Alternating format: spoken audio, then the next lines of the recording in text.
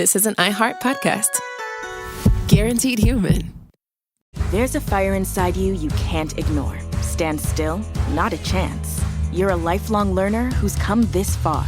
Now, we're here to help you keep going further. Capella University. What can't you do? Visit capella.edu to learn more. What do you give a 7'1" NBA star when every blanket comes up short? At Minky Couture, we made our biggest blanket ever. The Walker Kessler Biggest Hugs blanket gives you 90 by 90 inches of Minky Couture's signature plush comfort in black or charcoal. And it's more than a big blanket. Walker is sharing Minky Couture with kids at Primary Children's Hospital because the biggest hugs should reach everyone. Get bigger comfort and bigger coverage from Minky Couture with the Walker Kessler Biggest Hugs blanket. Shop now at minkycouture.com. That's MINKY couture.com. Hey, Portlandia fans. Carrie Brownstein and Fred Armisen here. The dream of the 90s is alive in podcast form. We're launching Podlandia, AO Rewatch, our brand new podcast where we revisit every episode of Portlandia together, breaking down sketches, going deep on our iconic characters, and pulling back the curtain on how it all got made. And we'll also be joined by the people who helped bring it all to life. Guest stars, collaborators, and friends, including director Jonathan Kreisel, the mayor himself, Kyle MacLachlan, legendary musician Amy Mann, and many more. Kyle is going for it here. You fully improvised not just words, but a song. Well, I thought you were all going to write a song. I remember you thinking that. Listen to Podlandia, AO Rewatch on the iHeartRadio app, Apple Podcasts, or wherever you get your podcasts. Summer blockbusters are back. The Odyssey and Spider-Man Brand New Day have taken over cinemas, and Raiders of the Lost podcast has all the coverage you need, including our interview with director Destin Daniel Cretton. What surprised you about Tom Holland? He shows up to every meeting early. He's the first one on set. Aside from learning all of his lines, is also able to memorize everybody's name on set. Download the free iHeartRadio app, search Raiders of the Lost podcast, and listen now. Zone Media.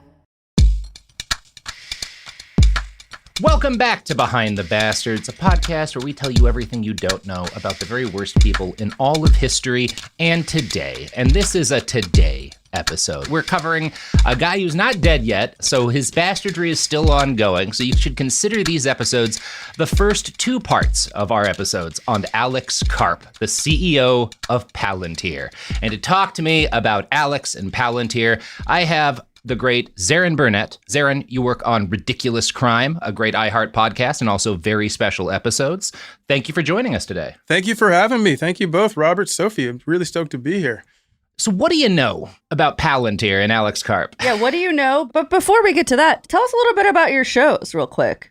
Okay, Ridiculous Crime is a show similar to yours where we tell each other stories and one person who doesn't know what the story is going to be. So me and my co-host, Elizabeth Dutton, we have a show that the tagline says is 99% murder-free and 100% ridiculous. So it's true crime stories without the murder. And they're always pretty insane.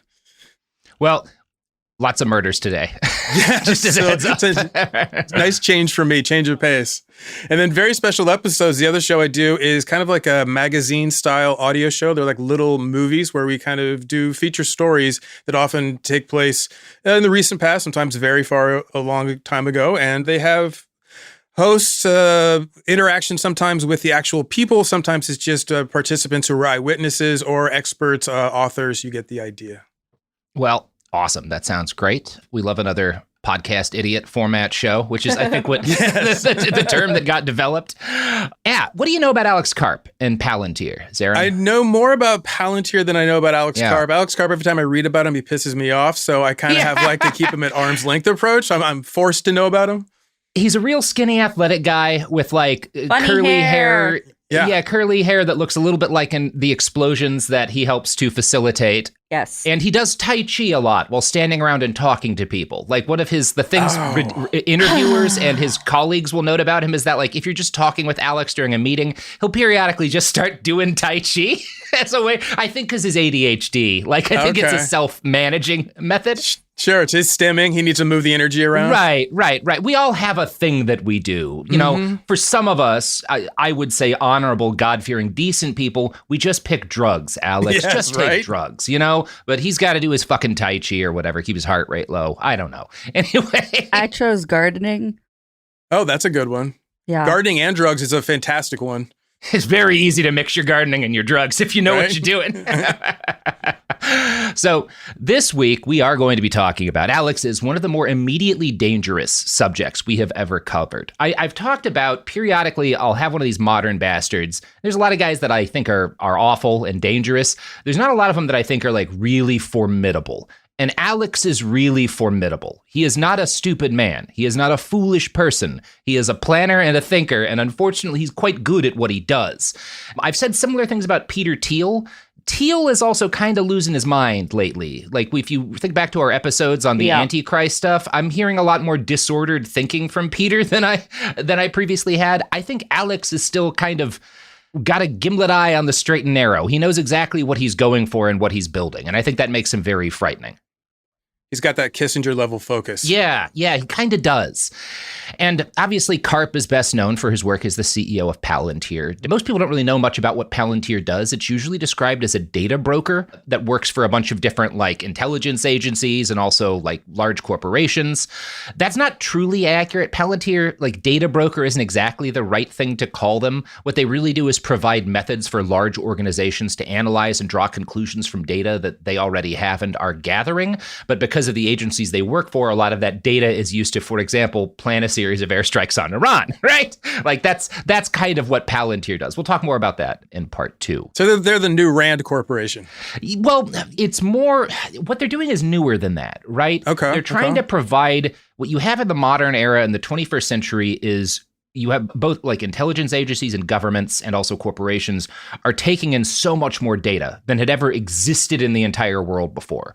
Palantir is one of a number of companies that helps them organize it. And at least in terms of what they do, a lot of people say that they're the best at it. There's arguments about that, but that's the gist of what Palantir is. And so it's not really, a company like Palantir couldn't have existed until the 21st century, really. Yes. Yeah. So, for years, you'd basically only read or hear about Alex Karp, described as like Peter Thiel's sidekick, almost an Igor-like figure, right? If Peter Thiel is Dr. Frankenstein, he's this Igor guy in the background, right? This caretaker he puts in charge of his techno-spy corporation, right? And when Alex was described in any detail at all, and I think if you go back even to my Peter Thiel episodes, I think I described him, quoting another article, as a neo-Marxist, right? A lot of people would call him that. He was noted as being Peter's weird left-wing friend who's running Palantir. Interesting. Yeah, that's not quite accurate to how he is today, but it's certainly like a part of his journey. And depending on how you encounter Alex in the wild these days, when you run into quotes from him, he does still sometimes seem like the sanest man in the room, if Silicon Valley tech CEOs could be considered a room. Just this July, the Wall Street Journal described him as, quote, saying what every angry CEO is thinking about AI. Quote, he declared that something has gone completely wrong in the relationship between AI labs and their customers. Speaking at a frenetic pace, the tech company boss rattled on about AI labs hyping their capabilities, overcharging for tokens or units of AI use, all while insisting that he wasn't throwing shade at rivals while doing just that. Karp, who counts some of the largest U.S. companies as well as the government as clients, added, at every single enterprise I deal with, these people are livid. They're like, I am paying for tokens that create more value. And so when you hear stuff like that from Alex, it's like, oh, well, maybe he's like one of the people who hasn't completely lost his mind, you know? But at other times, he sounds increasingly authoritarian and even monomaniacal. After donating to support Kamala Harris's presidential campaign in 2024, he has pivoted in the last couple of years towards pro-MAGA messaging. In November of 2025, he quoted W.B. Yeats in a letter to shareholders. You all know the line, things fall apart, the center cannot hold. Politico described the letter to shareholders as a peculiar part of an even more peculiar letter, where he proceeded to warn against the dangers of proclaiming the equality of all cultures and cultural values. So, Alex is going on one, and he's clearly one of these guys who's been sort of seized by this anti-woke mania that swept through Silicon Valley and a lot of like, particularly the East Coast intelligentsia set. I don't know how much I think Alex believes that as much as he thinks that it's the safest thing to be saying, but we'll come back to that a little later. In February of 2026, Karp shared a pre-recorded video with employees addressing concerns that some of them had expressed over Palantir working with ICE to deport people. Karp defended supporting ICE, claiming Democrats and Republicans both prioritized the issue, and that Palantir, by which he meant himself, had zero issue providing the Trump administration with whatever it needed. Of all the Silicon Valley CEOs, then, who have bent the knee to Donald Trump, Karp is the one whose own background seems like it shouldn't have led him down that path. But after critiquing Trump's first term, he's become what the New York Times' Michelle Goldberg called a Trump enabler. So how did he go from being a kid who wore a keffiyeh at protests and spoke out against racist violence by cops to proudly bragging that Palantir was the first completely anti-woke company? That, my friends, is a journey, and we're going to go on it now. This guy's covered some ground in his life. You got to say that at least. A lot of times with these like modern day people that are so obviously evil, they're not interesting. They don't have like a story. Peter Thiel's always wanted to kill democracy, right? Yeah. Yes. Alex took some steps, you know? It's usually pretty easy to figure out. And like, it's like, okay, because we get asked all the time to do these like Republican politicians or so-and-so. And it's like, they're a brand of guy. They're just not interesting. Yeah. But Alex isn't that. Yeah. How did we get here? Tell us. I'm like... Yeah. So the number one book about Karp right now is also his only biography, Michael Steinberger's The Philosopher in the Valley. And I would say Steinberger's take on Karp, which is a critical one. He's not a guy who like drinks this dude's Kool-Aid entirely. He describes him as like a principled and fiercely intelligent young man with a reflexive need for contrarianism, following his own self-interest to a dark destination and never quite letting himself admit that's what's happened, right? I think that's like the short answer to what happened to this guy, and the long answer is everything we're going to talk about here. So, Alex's father is Bob Karp, a German-Jewish working-class man whose own father was a guidance counselor and a carpenter, and who himself became a pediatrician. So his dad, Bob, is a doctor, right? Now, while in med school, Bob meets Alex's wife, Leah Janes, who is an inspiring artist from Illinois and the great-granddaughter of a former enslaved person. Both Bob and Leah have their issues as a couple, as all parents do. Bob grew up awash in progressive politics, and he was drawn to Leah because she was black. And per Steinberger, quote, dating Leah was a powerful way of signaling his progressivism. This isn't what Bob says. I don't know that it's what Leah says, but it's what both Alex and his brother believe about their dad, that he got with their mom because it was a way of like woke signaling, basically. Yes, tokenization of the mother. Okay, interesting. Right. Yeah. So we're starting off. All of us are already like, okay. Yeah. So Alex and his younger brother Ben both seem to be in agreement on this point. And while Steinberger notes that a genuine romance eventually developed between Bob and Leah, that doesn't seem to be how his kids kind of interpreted things because of what happens later. But they have Alex on October 2nd, 1967. He's born in New York City. Alex is never going to forgive his parents for getting married and creating him as what he saw as the result of identity politics. Quote from Steinberger, he felt as if he had been the product of virtue signaling, and it bothered him. And now, what I don't know is how early this bothers him, right? Because there's not a lot of signs that this is upsetting him in his early life. This may be something that like he more comes back to later. That's kind of unclear to me. But later in life, Karp will insist that he never personally experienced racism as a biracial man in America. And as a kid, he primarily identified with and was socialized as a black kid, right? Like that's how he grows up. That's what all of his friends, that's all of his friends will say that's how we saw him, right? Yeah. And how he acted. Yeah. Okay. So he's kind of got a Clarence Thomas thing going where he like starts out like a little bit progressive, definitely black, and then moves away from that as fast as he can. And he's, the complication being that he's also biracial. And so he's both black and Jewish. That's a confusing, especially in the 60s, melange of identities, maybe. Mm-hmm. Being biracial, I relate to that it can be confusing in terms of how the world reacts to you. Yeah. But your own self-identity shouldn't be as confusing. Yeah, and it doesn't seem like it is initially, right? At least we don't get a lot of a hint of that. Alex grows up in Philadelphia, and Philadelphia in the 60s obviously is awash in racial violence. There is a lot of particularly like racist white cops really fucking with black people in Philadelphia. Frank Rizzo is the police commissioner. Yeah. Totally. Right.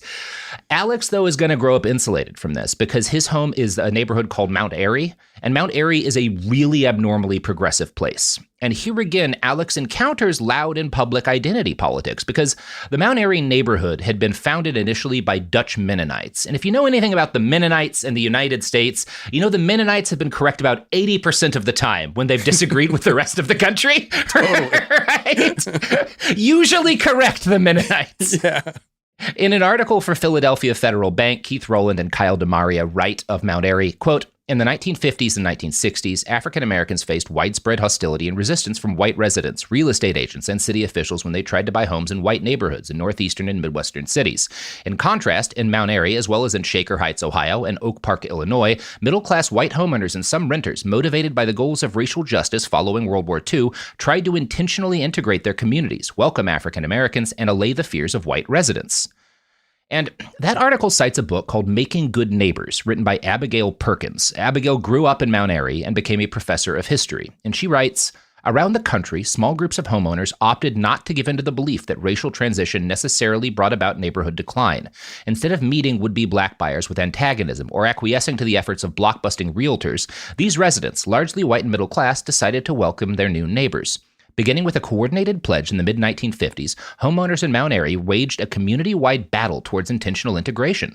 Through innovative real estate efforts, creative marketing techniques, religious activism, and institutional partnerships, residents worked to preserve the viability of their community. By replacing residential segregation with residential integration, they sought to disrupt a system of separation and thus infuse their daily lives with the experience of interracial living. So he grows up in this really not unique, because there are a few neighborhoods like this, but he gets extraordinarily fortunate. This place that is really making an effort to integrate and doing so in a ground up way, rather than a way where this National Guard's coming in, you know? Totally. It's a good faith effort. It's actually community based. Yeah.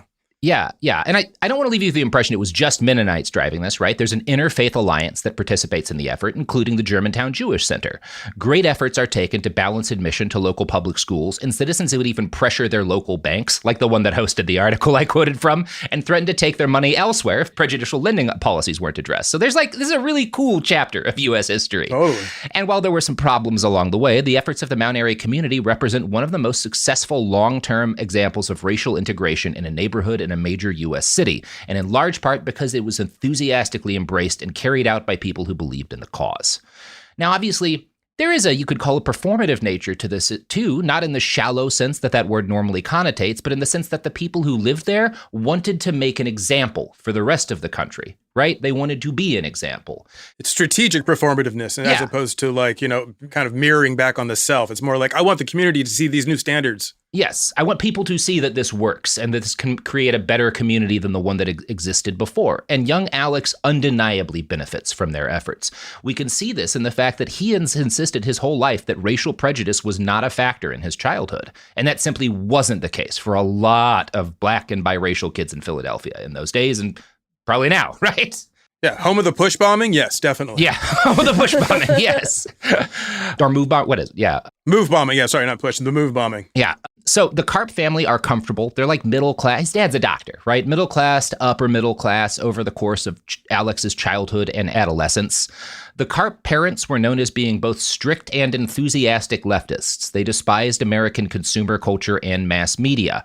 Bob would trace the family lineage on the Karp side back to Karl Marx. That's what their family lore says. So that's the level of dedicated that Bob is.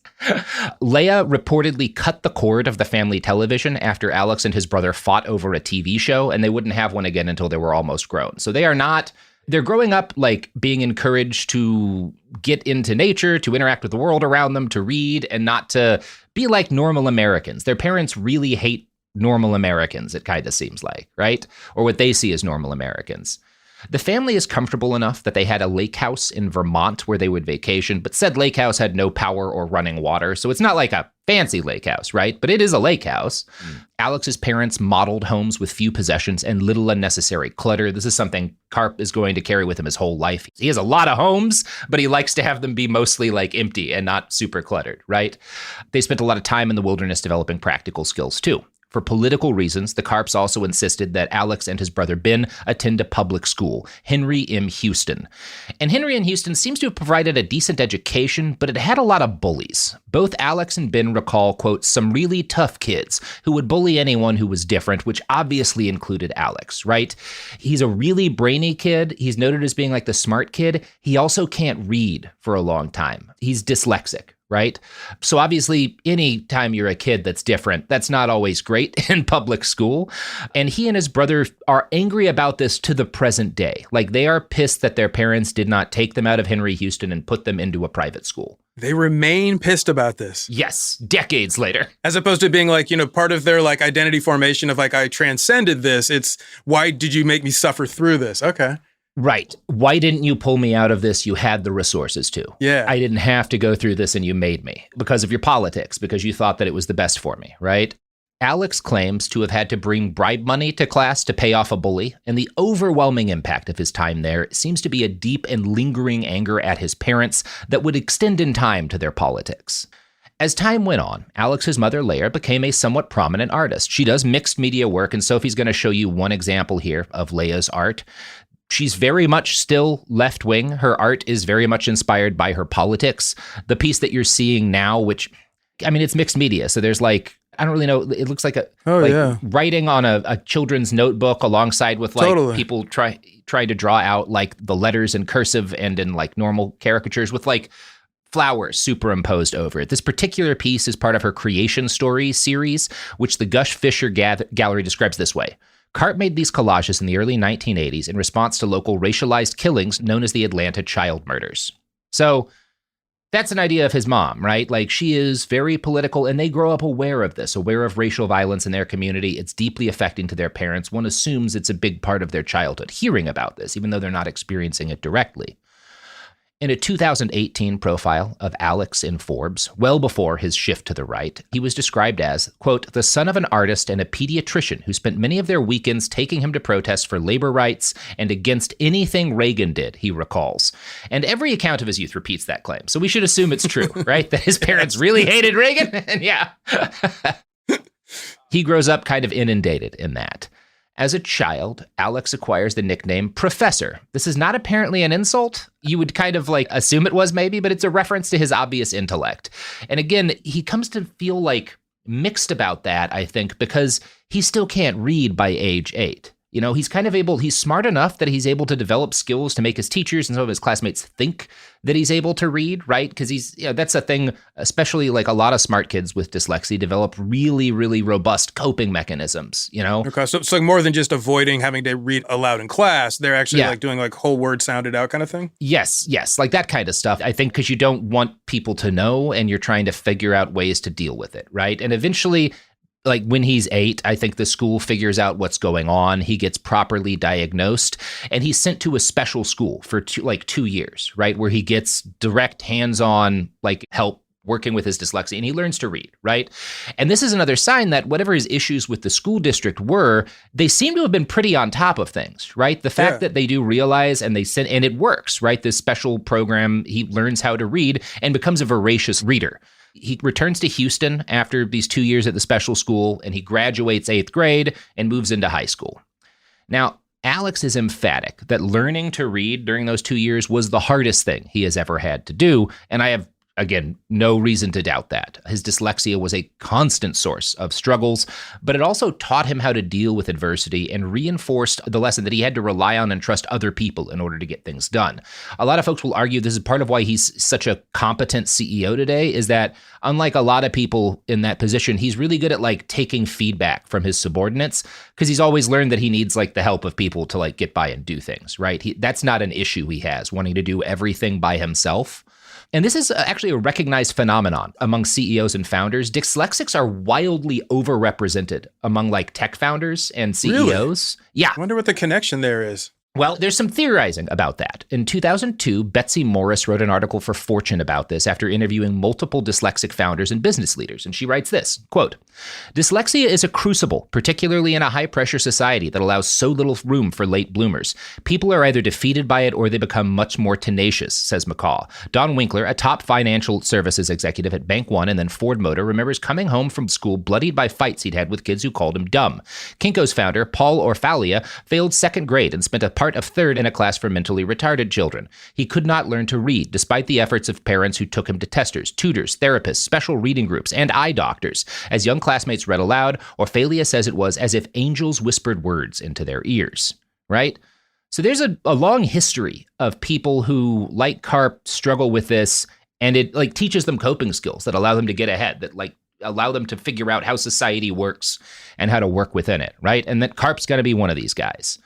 He comes out of this with overdeveloped social skills as well as a voracious leader. He's really good at knowing what people are thinking. People will say this about Alex, like he's very empathetic, and if he's in a room with people, he's always concerned with like how people are doing and like who's feeling what, right? That's something that he just knows. So he was able to read people even though he had difficulty reading language.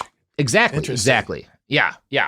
And you know who else has difficulty reading people, which is why they contract with us to read their advertisements? I don't know. You're almost there. Yeah, can't all be great. Here's ads. Hi, Ryan Reynolds here for Mint Mobile. Are you looking for a beach read this summer? May I suggest your big wireless bill? It's got suspense, mystery, a slightly flat emotional arc, and a shocking twist where you realize you've been overpaying the entire time. Fortunately, though, Mint's story is better. Every plan, $15 a month, even unlimited. That's it. Happy ending. Zero tears. Give it a try at mintmobile.com/switch. Upfront payment of $45 for 3 months, $90 for 6 months, or $180 for 12-month plan required. $15 per month equivalent. Taxes and fees extra. Initial plan term only. Greater than 50 gigabytes may slow when network is busy. See terms. What does Drew Barrymore reach for at home? A Minky Couture blanket, the ultra-soft throw that stops you mid-sentence. Featured on her show and loved in real life, Minky Couture wraps you in premium plush fabric, signature stretch, and award-winning craftsmanship. The blanket that turns every couch into your favorite seat in the house. Drew Barrymore's blanket, only at Minky Couture. Shop now at minkycouture.com. That's Minky, M-I-N-K-Y, Couture, C-O-U-T-U-R-E.com. Hey, Portlandia fans. Carrie Brownstein and Fred Armisen here. You know us, or rather you know them. Tony and Candace, Nina and Lance, Spike, and yes, the chicken. We've played a lot of iconic characters over the years, but today we're showing up as ourselves to tell you about Podlandia, AO Rewatch, our brand new podcast. Each week, we'll revisit an episode of Portlandia from the very beginning, breaking down the sketches, exploring the backstories of our most iconic characters, revisiting the Portland locations you know and love, and opening up about our creative process. How did any of this get made? Why did we think that was a good idea? We're ready to talk about it. And we'll also be joined by the people who helped bring it all to life. Guest stars, collaborators, and friends, including director Jonathan Kreisel, the mayor himself, Kyle MacLachlan, legendary musician Amy Mann, and many more. Kyle is going for it here. You fully improvised not just words, but a song, a melody. Well, I thought he was going to write. I thought you were all going to write a song. I remember you thinking that. Listen to Podlandia, Ayo Rewatch on the iHeartRadio app, Apple Podcasts, or wherever you get your podcasts. Hey, this is Hayes Davenport. And Sean Clements. We host the podcast Hollywood Handbook. Every episode, we're trying to help our guests improve their careers by mainly focusing on how they can help us improve our careers. The show's famously super accessible, so you can easily jump into any of our 650 episodes and understand what's going on. We recommend some of our recent episodes with Ben Stiller. The definition of what is a movie has kind of changed anyway, too, right? What do you think it is now? It's images and words being spoken, captured by some sort of technology. Danny McBride. He loves boba. Oh, that's fantastic. And you make it on, you make your own. That's great. Mm-hmm. I call him Taro Reed. It's a good name. They're all named after cast members of American Pie. Yeah. Oh, gotcha. So, I never looked up if she was in this, but I call him Lychee Sobieski. Yeah, I don't think she was in American Pie, but I still haven't looked it up. Looked it up. Yeah. She was prominent Natasha around Limon. the same time. Yeah. Then Mary Steenburgen. Why are you guys talking to me like? I'm worried. Did you why understand are you the talking movie? so down to me that you think I don't understand your little play game? I just really, I get it. I'm trying to set you up for success here. Listen to Hollywood Handbook on the iHeartRadio app, Apple Podcasts, or wherever you get your podcasts. And we're back. Hopefully not after just having an ad from Palantir. It would be weird for Palantir to advertise on a podcast. Yeah. Maybe not the Joe Rogan experience. That would be not the strangest thing that's ever happened. Sure. If you guys had that happen where you actually are talking, yes, we have as well. Yes. Yeah, we've had the police department we were critiquing do an ad on our show and before. We work and yeah. Oh, we work. Yeah. We work. Remember the good old days? Bloomberg. When Bloomberg was running for president. He was running for president. Yeah, we had an episode about how maybe not, guys. Yeah, sponsored by Mike Bloomberg. So Alex graduates high school, both with overdeveloped social skills and as a voracious reader, but also with a massive chip on his shoulder. He's not angry as a result of the struggles of his youth. Per his biography, The Philosopher in the Valley, years later, Karp would say that dyslexia added to the sense of vulnerability that he felt as a child. He claims that he intuited from an early age that because he was a biracial Jew with a disability, he had some strikes against him. As he put it, "You're a racially amorphous, far-left Jewish kid who's also dyslexic. Would you not come up with the idea that you're fucked?" He says that he also recognized that his parents, hamstrung by their own limitations, were not in a position to protect him. They loved him, of course, but they couldn't shelter him from a world that seemed especially dangerous for someone with his particular identity. Long before he left for college, Karp felt that he could only truly depend on himself for survival. And one thing he's always angry about is that neither of his parents become like rich and famous. He thinks that his dad could have been like a really prominent, famous physician, and he thinks his mom could have been a much more famous artist, and they both kind of lack hustle and savvy that he has. That's his conclusion as an adult, right? Yeah. He's got a lot of resentment about his parents. Yes.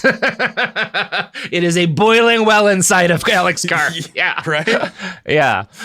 So he is noted by some early friends and relatives as being an angry kid who, quote, lived in his own world. But he was also popular. And once he went through puberty, he was very stylish and evidently quite good with the ladies. He's not an isolated kid in high school, and he's not like, I mean, he's nerdy in some ways, but he's repeatedly noted as being like pretty good with women, right? His brother says that he was and acted like a young black man in school, and there's no evidence that we get from anyone close to him that he had any issues with that identity as a kid. Rather, his chief issues are with his parents, you know? Like, it's this, they didn't have enough to get me out of the school I didn't like. They didn't have enough to, like, make me feel safer from the world. So I had to go and become rich and powerful myself, is kind of what I take out of Alex's conclusions from his childhood. Yeah, there's definitely some deep pathology there. Yeah. I think this might be mixed with the fact that the Karps certainly are not happy with the fact that Alex went on to become the CEO of Palantir. They did not change their minds about that when he became a billionaire. They wanted their sons to become intellectuals and artists. His brother Ben recalled, "My father said that he became a doctor so that his sons could become poets." And Ben would go on to become a successful author, like he is to this day, but Alex is going to be drawn in a very different direction. Now, his grades are excellent, and he has no trouble getting into a really good college, Haverford, which is a really good college. He kind of hates it now because they've never asked him to come back and speak. Like, Haverford's like a left-wing college. Yeah. For an idea of Haverford's background, one of the professors who infiltrated the FBI and stole a bunch of files from them to reveal their like surveillance programs was a Haverford professor, right? Okay, yes. Yeah. So this is a school with like a long left-wing tradition, and I just don't think they're that fond of Alex Karp, and he's really broken up about the fact that they have not asked him to come speak. The reason he went there in the first place is that as a kid, he went to some event that was held at Haverford, and they served a steak dinner, and his parents would never buy them steak, so that's why he wanted to go there. Oh, wow. Yeah. And it's, again, he seems to be a very left-wing kid as he's going to college. One of his professors described the 1984 election between Reagan and Mondale as an election between a proud and a guilty capitalist pig. So, like, that's the environment he's in there. And he thrives educationally, although it's also a time of great pain. His parents get divorced pretty much as soon as he leaves for college. Now, the inciting incident here is that Leia has decided she cannot stand to be married to Bob anymore. And for his part, Bob is like, all right, if you don't want anything to do with me, then fuck this whole family. And he takes it out on the boys. So he takes it out on Leia too, but he moves out and he stops paying the mortgage, which forces Leia into something near destitution. She and his younger brother Ben are only able to afford an apartment because a kindly old landlady helped out his mom, who Alex described as totally fucked in this period of time. Karp would later help this lady out, send money to her business, basically, because he's really grateful to what she does for his mom. But he never forgets the fact that his father separated from the family and that this threw them suddenly from being like comfortable to being poor. Because Bob calls Alex and he's like, I'm not paying for your college tuition anymore. So his mom has to take out, Bob is a real dick, it sounds like. Seriously. His mom has to take out loans and basically mortgage every asset she has to barely afford sending Alex to school. The uncertainty over whether or not he'd be able to afford each semester meant that Alex is under constant stress. He never knows if he's going to be able to stay much longer. And it doesn't seem like he ever forgives his father for what he sees as a betrayal of the family. I think rightfully. This is a betrayal. Yeah. Like, you shouldn't take it out on your kids. They're not divorcing you. They're your kids. I mean, it's also like another sweeping symbolic thing, starting with the tokenization of the mother. Yeah. Now he's like just rejects her and the progeny that she's, bore him. That's some deep Shakespearean stuff right there. Yeah, it is. And it's, Alex's dad, certainly a guy with some stuff going on under the hood. Yeah. Alex remains, outgoing, even though he's really broken up during this whole period of time. He runs track, and his friends describe him as aloof and hard to read, but also well-liked and particularly active in the school's Black student community. From his biography, his social life mainly revolved around Haverford's Black community. He was much more of a Black man than he is now, says Ward Breeze, who was one of Karp's closest friends. In the fall of senior year, Karp helped organize a conference at Yale University sponsored by a group called Campuses Against Racial Violence. Alex even wound up in the paper. The Detroit Free Press quoted him in an article on racial violence on U.S. campuses. And this is Alex. The most distressing thing was that finding someone to talk about racial violence was as simple as asking someone to speak. It is that pervasive. Alex attacked the deans of his school for giving a green light to racists by not taking steps to prevent racism. Steinberger notes that he also wore a keffiyeh in his yearbook picture, which, quote, suggested a broader interest in fighting injustice. And I'm sure he means that to signal that Karp had some solidarity with Palestine. That's not clear to me at all. I don't know if that meant that as much as it does now back then. And Alex never talks about that. Furthermore, even though his parents are left-wing, it seems like Alex's mom likes Israel. She wins a scholarship to Israel as a teenager. I don't know how she feels about it now, but as a teenager, she has a really positive experience there that he would have grown up hearing about. And I haven't ever heard that he took any kind of stand on Israel and Palestine as a kid. He does as an adult, but I just don't get any evidence that he was particularly aware of anything happening there at the time. And as you point out, it was a very different perspective then in terms of all of this, just even Black and Israeli relations. Yeah, it could have just been something he thought was fashionable for whatever reason. I don't know. But I don't know that we should read too much into that. His professors seem to remember him as brilliant, someone who could have been a world-class academic, which is surely what his mom and dad would have wanted for him more. Instead, after graduating with a BA in philosophy, he chooses to go to law school. His grades are so good that he gets accepted by Columbia, Harvard, Penn State, and Stanford. So he's a really smart cookie, right? Yeah. That's a hard one to beat. He ran the table. He ran the fucking table, yeah. In the summer of 1989, he picks Stanford and he starts attending Stanford. He seems to have decided almost immediately that he didn't want to work as a lawyer, but he nonetheless stuck it out despite finding it the worst 3 years of my adult life. Per an article in the Times by Steinberger, he says that he knew within a week of enrolling that he had made a mistake. In his view, Stanford was just a glorified trade school. His classmates were mainly animated by a desire to land prestigious jobs, and the intellectual discourse was highly performative, as he puts it. What made Stanford bearable was his unlikely friendship with Peter Thiel, a classmate. They bonded over their shared disdain for law school and a love of political debate. Thiel had already achieved some prominence for his libertarian views. As a Stanford undergraduate, he had helped found the right-leaning Stanford Review, and he and Karp spent much of their free time interrogating each other's positions. We argued like feral animals, Karp recalled. According to Thiel, their conversations generally took place late at night in the law school dorm. It sounds too self-aggrandizing, but I think we were both genuinely interested in ideas. He was more the socialist, I was more the capitalist. He was always talking about Marxist theories of alienated labor and how this was true of all the people around us. And yeah, he and Peter are just like peas in a pod in this really otherwise miserable time in Alex's life. And it says a lot both that he immediately knows he doesn't want to go to law school and he sticks it out for 3 years. Yes. Yeah. I imagine law school is very difficult as a former dyslexic student. I mean, with all the reading he's got to do, it's got to be very frustrating. He's got to be using all the talents he's learned. Yeah. And for a thing he doesn't want to do. Yeah. Does he take the bar? Does he actually become a lawyer? No, I don't think he ever does. Because he's going to go immediately from that to Germany for more school to do a totally different thing. And that's so baffling because if you know any lawyers or if you know anyone who's been to law school, that shit is not a walk in the park. It is a full-time commitment. Yeah, and it's maybe he just needed to prove he could do it once he'd started. I don't know, but it's really interesting that he doesn't want to be a lawyer. He knows that right away. I feel like he should apologize to all the lawyers for his fuckery here. Like, what the hell? I don't know. I don't know if anyone should apologize to lawyers. My sister-in-law would disagree. So, as you can see in that quote, though, Alex is also like, I think the reason why he and Peter hit it off, because there's this like mystery that you get in these accounts of them of like, these two guys were so different politically and yet they became the best of friends. Well, it's because they're not really all that different. Like they're interested maybe in arguing about different things, but the center of their belief system isn't left wing or right wing. It's being contrarian. Yeah, an individualist. Yeah, exactly. Yeah. Everyone around me is dumber than me and I'm angry at them all the time is kind of how Alex and Peter both feel. Completely. On the surface, you see like, oh, this apartheid South African son, and then this like raised by liberals in Pennsylvania, like, you know, black child. And then they meet up and they like arguing late at night in college. It makes, of course, they would be, but their cantankerousness would bond them. Yeah, their cantankerousness and their disdain for others, right? Oh my God, yes. Both men believe very strongly in separating themselves from the herd. Now, because Alex comes from a left-wing background, he will first come to define this as a terror at the idea of fascism and right-wing populism, right? And Peter's going to go in a really different direction initially.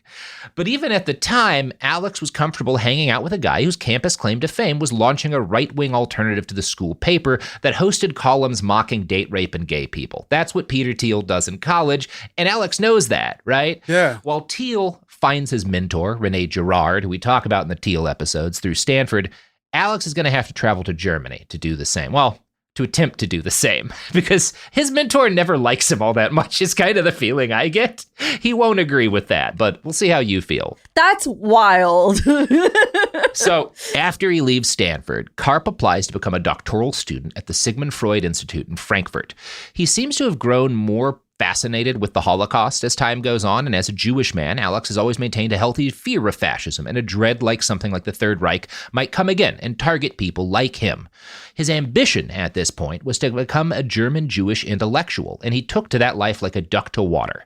He later described his education at this stage as, quote, a quick path to being unemployed, and he kind of disdains it now, but he seems to have been very happy there. He learns German and literally he goes from not speaking German to fluent in 3 months. Again, for another example of how smart this man is. Yeah. And he starts to display here in these days some of the social savvy that's going to get him the job running Palantir. One of his friends, who also is a German savant and learns how to speak German perfectly, can't get over the like all of the locals still are really mean to him and cold to him, and he doesn't understand why, because his German is so good. And Karp immediately identifies, well, it's because you're German and your accent is perfect. So they think that you're a German, but you don't know all of the social mores that people who grow up in Germany are expected to perform. So they just think that you're like a shitty, weird German, as opposed to a foreigner who's really got a good capture of the language and cares. And he's like, so what you need to do is pepper in some mispronunciations. Yeah. I was about to say, make some mistakes, make yourself likable and relatable. Exactly. And it works really well. And it shows you like that's how Alex's mind works. He's really very intuitive about people. He enjoys Germany as an escape. He starts dating a lot of women, and he finds the European attitude towards casual sex intoxicating and liberating. He decides at this point that he's not going to be monogamous, and he never really is, as far as I can tell, in the rest of his life. Some of this is probably a reaction to his father, who after the divorce remarries and adopts several kids and basically replaces his first family with a new family. Oh, that's the worst. Yeah, maybe he didn't get a great example of monogamy. Yeah, that's for sure. So his dissertation focused on how aggressive language and public discourse in Germany contributed to anti-Semitism. And his work was influenced by the recent publication at that point in time of a book called Hitler's Willing Executioners by Daniel Goldhagen. Now, that book is about how the Holocaust was made possible by huge numbers of willing German volunteers with eliminationist beliefs about the Jews. When I summarize it like that, that's not really wrong, but the book itself fucks up a lot of stuff and is very heavily been criticized. Norman Finkelstein of the New Left Review calls it worthless as scholarship. Goldhagen believed that German anti-Semitism wasn't just like eliminationist and that contributed to this groundswell of people who participated in the Holocaust, but he believed specifically that German anti-Semitism was uniquely demonic in its intensity, and that the desire to murder Jews prior to the Holocaust had become central to German culture. And then in 1945, after Hitler was defeated, that very suddenly changed forever, right? Like, that's kind of the attitude there, and that's not really accurate. People will criticize that quite a bit. At the time, Karp seems to have bought Goldhagen's argument, and his dissertation was inspired by a critique of the book by a German writer named Martin Walser, who made the perhaps poor decision to describe the Holocaust as a moral bludgeon used to unfairly beat the Germans. So Alex gets really angry at this guy Walser and buys into the stuff that Goldhagen is arguing about. And just to be clear, folks, there was nothing uniquely demonic about German anti-Semitism. It was very related to the rest of European anti-Semitism. It was related to French anti-Semitism. Yes, tied to the whole European project, yeah. You should not separate these things. The Spanish? Yes, the Spanish, right. You should not separate German anti-Semitism. Anyway, his thesis advisor, Carola Breed, described Karp's paper as a study of secondary anti-Semitism based on the work of socialist Talcott Parsons and Theodor Adorno. Karp concluded that Walser's outburst had been, quote, a parochial form of fascism that occurs by purposefully saying things that are incorrect in speech, which I consider a bizarre interpretation of that guy's getting angry that people are mean to Germans.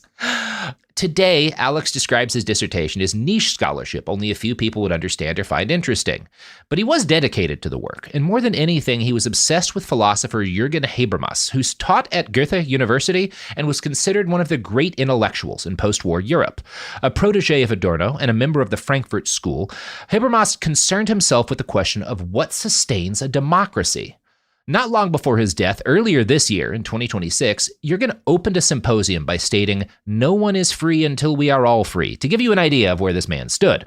In his memorial service, German President Frank-Walter Steinmeier said this: "Throughout his life, Habermas reminded us that democratic legitimacy grows out of public debate, through the exchange of arguments, disagreement, and mutual understanding within an open public sphere in which everyone can participate. At a time when authoritarian movements are gaining influence around the world, this idea is more relevant than ever. Democracy is not sustained by elections alone. It depends on participation, responsibility, and the protection of fundamental rights, and it must be renewed every day. Habermas's legacy reminds us that democratic achievements can never be taken for granted, but must be actively defended and brought to life again every single day." This is the guy Alex loves. This is the guy Alex wants to have as his mentor, right? And initially, Habermas seems to have liked Alex Karp. He invites the precocious young academic to an exclusive sort of academic salon he ran, where participants would talk about their research and receive feedback from Habermas and their fellows. Karp has gone on to claim Habermas as his dissertation advisor, which Habermas himself strenuously denied. Jürgen was like, "Yeah, he was my thesis advisor." And Jürgen's like, no, I was not. Absolutely was not this kid's thesis advisor. I did not sign off on this thing. Do not say that about me. Wow. I like how no one wants to claim him. His college, his thesis advisor, everyone's like, no, hands off. Not to mention his parents. Oh, yeah. No, I don't know about that. His dad. His dad, maybe. That's kind of mean. I'm sorry. Can I not bully Alex Karp? Yeah, now that he runs Palantir, I guess we can bully child Alex Karp. I don't know. One of Robert's returning bits is that we should have, like, for some of the worst people in history, like, if only someone had been meaner to them. Yeah. It turns out not true for Alex. I don't think that helped. I don't think so either. That may have been a bad idea on my part. Sorry, everybody. Yeah, they might have just gotten started earlier. You know, maybe shoving them in the locker actually becomes the straw that breaks that camel's back. Yeah, there's a right amount of time in the locker. We just haven't found it yet. That's what I think. But if Daddy was nicer.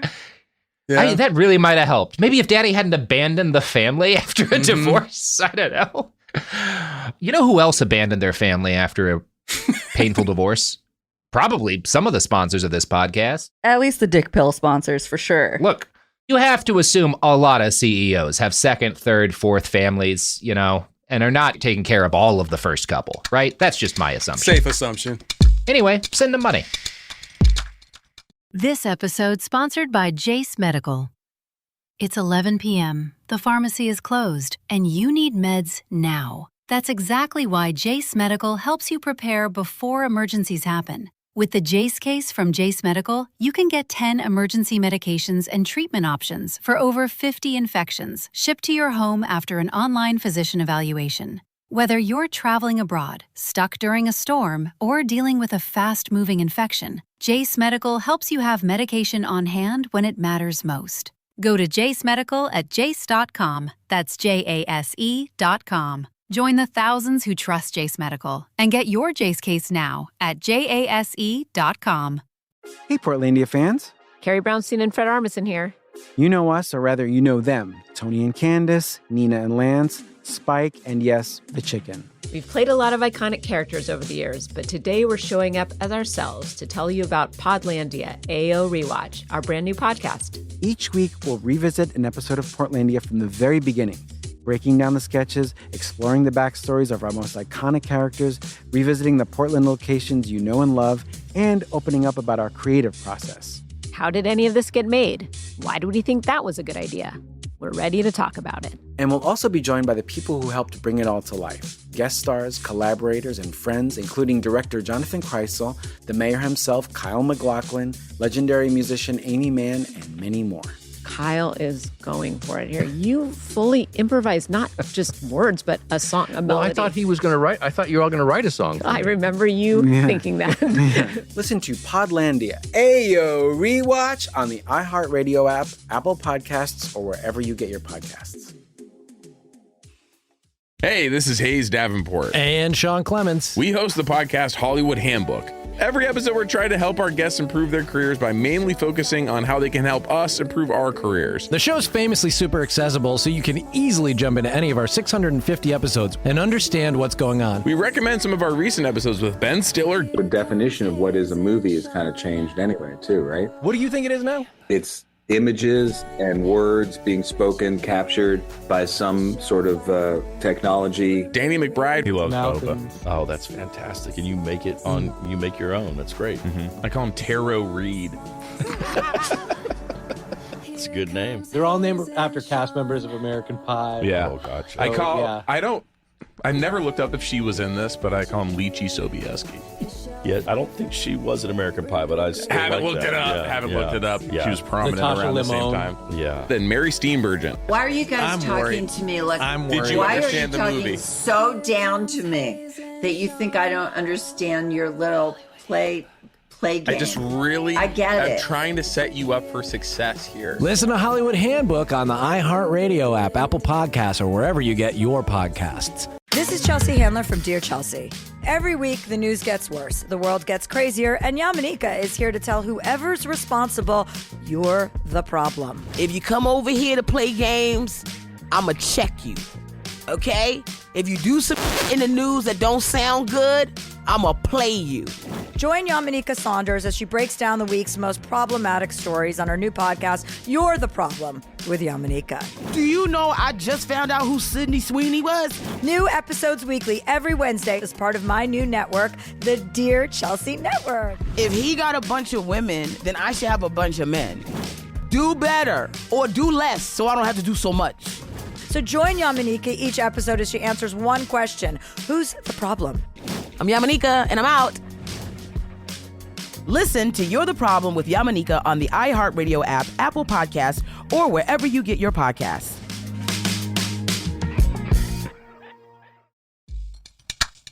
And we're back. So the fact that Jürgen Habermas was his dissertation advisor, which he wasn't, but that being seen as true is extremely important to Alex. And clearly, while he is in Germany attending this university, that's his goal, is to get close to Habermas and to get him to endorse his research. He wants to be the same way that Habermas was Adorno's protege. He wants to be Habermas's protege, right? Okay. That's his life goal at this point, right? He wants to be the Aristotle in a line of great thinkers. Yes. And there's a degree to which you can see this is even kind of shallow for Alex, because he tells an interviewer, if you can get Habermas to work with you for even 2 minutes, you can be a tenured professor at Columbia, right? So he's saying that being any way associated with this guy guarantees you a respected career. That's why he wants to be close to him. I think even more than any ideological simpatico between them, it's this man's prestige that draws in Alex. It's the opportunism that he seeks out. That's right. But Habermas declines to be his dissertation advisor. He declines to be the second reader of his dissertation. Now, Karp sends it to him, and Habermas sends back a 3-page letter, and he does give a short critique. And he says, you did a couple of things well, but here's my issues with it, but I'm not going to be your advisor, right? That's the end point of the paper is like, I will give you this much, but I'm not going to be your advisor. And as Steinberger describes it, the paper was kind but firm, although I think it would be pretty devastating for a kid like Alex to get. I'm going to read a quote from The Philosopher in the Valley here. Habermas expressed doubt about whether Karp's German comprehension was sufficient to allow him to grapple with some of the texts that he was drawing on. Your topic would require a literary approach to a topic that often overwhelms the linguistic sensibility of us native speakers, and yours, you won't blame me, even more so, Habermas wrote. For you, literary German must be as much a foreign language as literary English is for me. Moreover, it is not a reproach to remind oneself of the limits of the competencies that we expect from an educated sociologist. At the end, Habermas struck an apologetic tone. Please don't be angry with me, Mr. Karp, for my candid assessment, he wrote, adding, I would be happy to see you again if the occasion arises. So he's a really nice guy, and he's trying to do this very kindly, but he's like, dude, I know you think like you speak German really well. This isn't speaking German. This is a second form of German. Yeah, exactly. You're not competent to do this, you know? Which, one thing I will say, I fuck up plenty, you know, on this job. There's always little bits that I get wrong around the edges. There's so much history we're covering with. It's hard to, as like not a historian, right?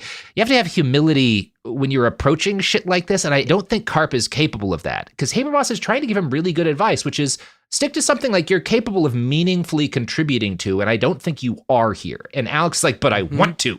And he just can't get over that, right? It's really fun. Habermas wrote what he describes as a generic letter of recommendation and notes that, quote, Karp continues to maintain that Habermas was his doctoral advisor for a period. He says that Habermas, now in his late 90s, is downplaying their connection and that he is at a loss to understand why. That's his biographer, right? That Karp keeps saying, like, no, he really did help me with my he was my doctoral advisor. He's just pretending not to be now, and I don't know why. His age, you know, it makes it he can't remember. Old. He's forgotten that he agreed to help me. One of the things that really pissed me off is that when Habermas died early this year, Politico published an article by Alex Karp reminiscing about his supposed mentor. In the newsletter Unpopular Front, John Gans writes, Karp's picture of Habermas is of a crotchety and even slightly tyrannical doyen who terrorized his students, routinely referred to people as idiots and half-idiots, and who ultimately declined to supervise Karp's dissertation, a rejection whose sting would linger for years, Karp wrote. Gans describes this, and what I think is interesting both is that in this obituary, he's willing to admit finally, yeah, he rejected me, right? And he was really mean to people. As brilliant as he was cruel to all of us. Nobody else who worked with Habermas describes it this way. It's pretty much just Alex. I'm going to quote again from Gans's piece, quote, and this is him talking about how other students and peers remember Jürgen. They remember someone patient, unpretentious, and generous with his time and intellectual energy. Is it possible that Habermas just didn't like Karp very much? He certainly didn't think highly of his work. Writing to Karp, you simply cannot compete with literary critics and theorists who have recently weighed in on this subject. The self we see or get glimpses of in the letter is a kind, patient intellectual. He's a nice, decent man. Do it his best. Yeah, exactly. Kind and patient. Way too patient with this kid. Yeah. No, and so maybe that means he got fed up with Karp after a while and started calling him an idiot because Karp wouldn't listen. I don't know. I wasn't there. Gans theorizes that this piece by Karp reveals a substantive disagreement the two men have over, he suggests, constitutional patriotism, the idea that one could be loyal to their state and not also bigoted against other nations, right? Jürgen is like, well, you don't have to hate other countries to be a patriot. And Karp is certainly in 2026 going to disagree with that. Here's what he wrote. The vision was noble, yet in hindsight it seems clear, strikingly premature, and misguided. In 2011, the German magazine Der Spiegel described him, Habermas, as the last European, as the continental government for which he had advocated so fiercely came under increasingly sustained assault. His hope for a sort of disembodied political identity, untethered from the inconvenient particularities of family and culture, represented an aspirational cosmopolitanism that has proven insufficient to animate allegiance in the modern era. Put differently, he believed in the possibility of a purely rational public discourse. I believed and still believe that such a discourse must be rooted in a more corporeal and traditional, and indeed national and cultural source. He may yet be vindicated, but I fear not in our time. Basically, Jurgen was a nice guy, but he wasn't like enough of a bigot to be, really as smart as I, Alex Karp, am. They're blending the lines of patriot and nationalist, kind of like, conflating the two for their own purposes, because a patriot loves their country and their fellow countrymen and women. A nationalist only likes people that are of their people and not of the other people. So exactly. And Karp is only really capable of nationalism. I think so. Well, it's not quite nationalism. It's like a Western chauvinism, because he's not like an America guy. He loves Germany. Right? He loves the West. So it is broader than nationalism, I should say. I don't want to get him wrong here. But I do think all this reveals a lot, this conflict with Habermas, because while Alex Karp entertains the possibility of academic life in Berlin for years, it seems to really excite him. And he's excited by the idea of like writing papers during the day and reading and discussing his ideas, and then like sleeping around constantly at night with all of these Berlin girls that he's been flirting with. How can you hate that idea? How can you hate that idea, right? And honestly, if he'd gone for this life, probably would have been happier. I know the rest of us would have been. But ultimately, Alec is going to choose to leave academia behind, tail between his legs, kinda, and return to the United States to start down the road that's going to lead him, in part 2, to Palantir. But that's all we've got for part 1. Zarin Burnett, how you feeling? Oh, dude, I'm loving this. I'm learning so much about Alex Karp in the ways that, like, it's just more than humanizing him. It's really giving that character arc where I can see where the anger and the bubbling resentments form. And yet also he is very much a humanist. I mean, he's getting laid. He likes people. He's always arguing for like conversation and fighting in public and, nice and kind and thoughtful ways. He wants to be this intellectual. And then I'm very curious to see where the turn is. Yeah. Well, it is coming very soon after this point. It's going to come as a result of his friendship with Peter Thiel. But again, that's all in part 2. You got anything to plug before we roll out here, Z? I would say check out Ridiculous Crime. We have a bunch of interesting historical, for instance, we cover the files for the FBI that get robbed. We have an episode on that. Yeah. One of the coolest chapters of U.S. left-wing history. Yeah, absolutely. So, I would say check out Ridiculous Crime and also check out very special episodes for the exact same reason, stories that will beguile. Yeah, and check out Jürgen Habermas, unless your German isn't good enough, I guess. I don't know. Behind the Bastards is a production of Cool Zone Media. For more from Cool Zone Media, visit our website, coolzonemedia.com, or check us out on the iHeartRadio app, Apple Podcasts, or wherever you get your podcasts. Full video episodes of Behind the Bastards are now streaming on Netflix, dropping every Tuesday and Thursday.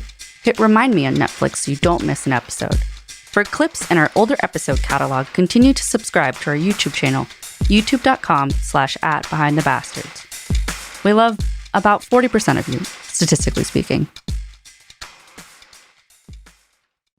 This episode sponsored by Minky Couture. Fair warning, bring a Minky Couture blanket home and it may instantly become the most wanted seat in the house. That's the magic of Minky Couture. Minky Couture created the original soft Minky blanket, trusted for premium quality and custom styles. One touch and movie nights, naps, and cold mornings suddenly revolve around who got to it first. Shop now at minkycouture.com. That's Minky, M-I-N-K-Y, Couture, C-O-U-T-U-R-E.com. Go to minkycouture.com and get your Minky Couture blanket now, before everyone in your house claims it is theirs. Hey, Portlandia fans. Carrie Brownstein and Fred Armisen here. The dream of the 90s is alive in podcast form. We're launching Podlandia, AO Rewatch, our brand new podcast where we revisit every episode of Portlandia together, breaking down sketches, going deep on our iconic characters, and pulling back the curtain on how it all got made. And we'll also be joined by the people who helped bring it all to life. Guest stars, collaborators, and friends, including director Jonathan Kreisel, the mayor himself, Kyle MacLachlan, legendary musician Amy Mann, and many more. Kyle is going for it here. You fully improvised not just words, but a song. Well, I thought you were all going to write a song. I remember you thinking that. Listen to Podlandia, AO Rewatch on the iHeartRadio app, Apple Podcasts, or wherever you get your podcasts. Summer blockbusters are back. The Odyssey and Spider-Man Brand New Day have taken over cinemas, and Raiders of the Lost podcast has all the coverage you need, including our interview with director Destin Daniel Cretton. What surprised you about Tom Holland? He shows up to every meeting early. He's the first one on set. Aside from learning all of his lines, is also able to memorize everybody's name on set. Download the free iHeartRadio app, search Raiders of the Lost podcast, and listen now. On Solita, we share the messy reality of traveling alone as a woman. Your Duolingo is not going to come back to you when a man is inside of you. Oh no! I'm Julie Pinheiro, and I travel by myself because it's a rare space where I can say yes without asking anyone else first. I'm on a mission to reclaim the word solita, trading the pity for possibility. Listen to Solita on the iHeartRadio app, Apple Podcasts, or wherever you get your podcasts. This is an iHeart podcast. Guaranteed Human.